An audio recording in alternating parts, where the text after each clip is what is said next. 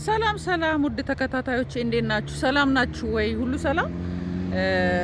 ወክ ላረግ ወጣሁኝና ብርዱ በጣም ይበርዳል።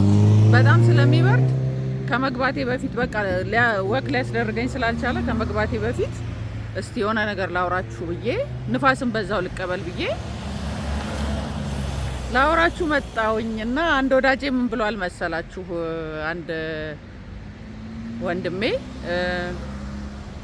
ለምንድን ነው በብዛት ስለ ሴቶች ብቻ ነው የምታወሪው? ወንዶችስ ሁሌስ ሴቶች እንደዚህ አድርጉ፣ ሴቶች እንዲሆኑ ምናምን ነው የምትዩ?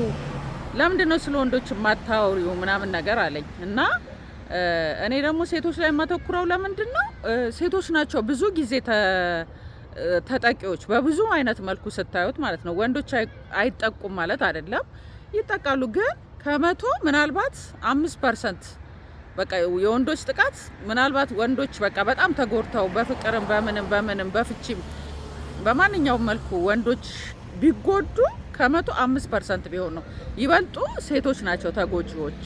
ሁሉ ነገር በቃ ጫናው ምኑ ሞራሉም ሁሉም ነገር ሴቶች ላይ እንትን ስለሚል ነው እንጂ ለሌላ አይደለም። ይሄንን ማሳሰብ እና ማሳወቅ ወዳለሁኝ።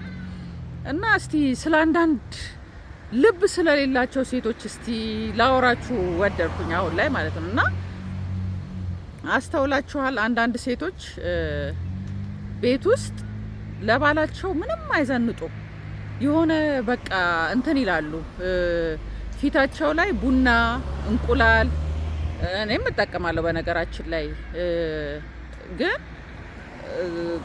የሆነ ባላቸው ሲመጣ እንኳን አይታጠቡትም። አንዳንድ ሴቶች ቡና፣ እንቁላል፣ አቮካዶ ምናምን ብቻ የሆነ የኪችን ነገሮች በሙሉ ፊታቸው ላይ ይለጥፉና ኩከምበር በስላይስ ተደርጎ ይለጠፋል አይናቸው ላይ። እግራቸውን ዘፍዝፈው ባላቸው መምጫ ሲደርስ ክበችለት ማንትስ ይላሉ፣ የቤት ሰራተኛቸውም ማለት ነው። እና እኔ ምን ገጠመኝ መሰላችሁ? የሆነ ሰዓት ላይ የሆነች የማቃት ልጅ ባል እኔ ለእኔ መቼ ነው የምታምሪው? ሁሌ በቃ ቤት ውስጥ እንደዚህ ሆነሽ ስትወጪ ብቻ ነው ዘንጠሽ የምትወጪው።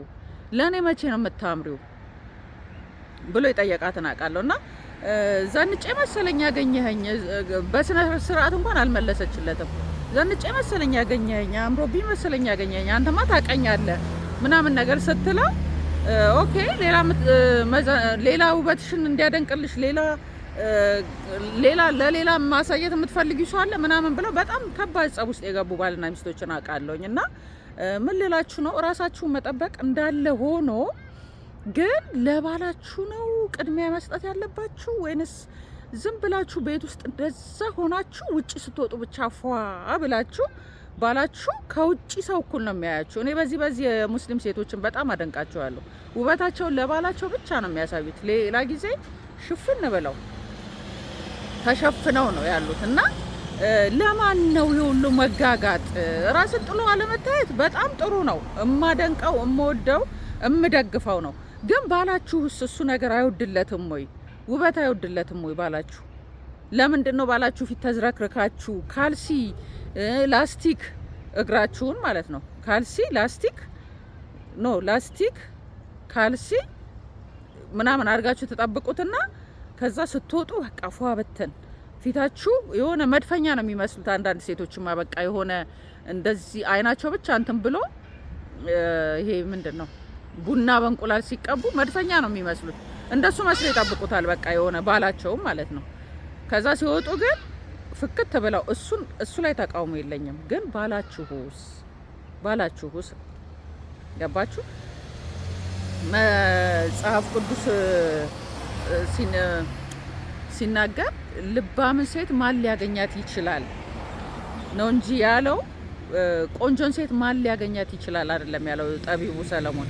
ገባችሁ? ቁንጅና በየቦታው ዛሬ ቢግ ዲል አይደለም ቁንጅና።